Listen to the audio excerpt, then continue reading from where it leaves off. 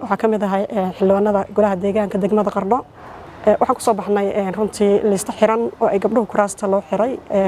kuna soo tartanay safka hore hadda ururadu waxay wadaan maxaa la yiraahdaa in maaragtay laga tanaasulo qaabkii hore oo hadda lagu soo baxo liista furan taana waxaan ka muujinayaa walaac badan in gabdhuhu ay ku soo bixi waayaan sababtu waxa weeye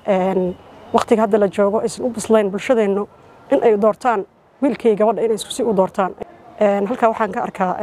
in ay siinayaan maaragtay wiilka fursad badan uu ka helayo halkaana gabdhuhu ay maaragtay ay ku qadayaan marka baaq waxaan u soo jeedinayaa ururada oo maaragtay ururka aan ka tirsanahay Sincad iyo dhammaan ururada kaleetaba in ay maaragtay liistada sidii hore ay noogu daayaan liistada xiraan ee gabdhuhu ku soo tartamaan fursado badan aan ka aragno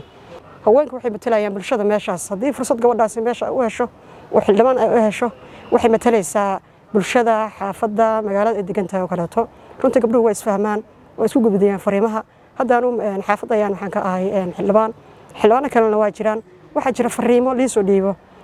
gabdhuhu ay soo dhiibaan iyagoo awoodi kar inay gudoomiyaha ay u tagaan ay waxay door bidaan in aanay u sheegaan oo inta badan waa isku dareen baahiyahooda ay fahmayaan marka saadaradeed waxaan ku maaragtay ku talinayaa in barnaamijkaas sidiisa hore tan ku daayo maxaa la yiraahdaa fursado badan gabdhaha ay ugu jiraan dad badan oo waxtar dadka u lana ay ku soo baxayaan doorashooyinka waxay ka dhacayaan magaalooyin waaweyn sida magaalada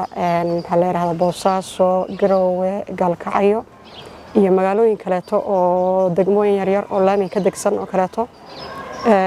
magaalooyinka hadda diiwaangelinta maray waxa ka mid ah magaalada Boosaaso oo ay yaalaan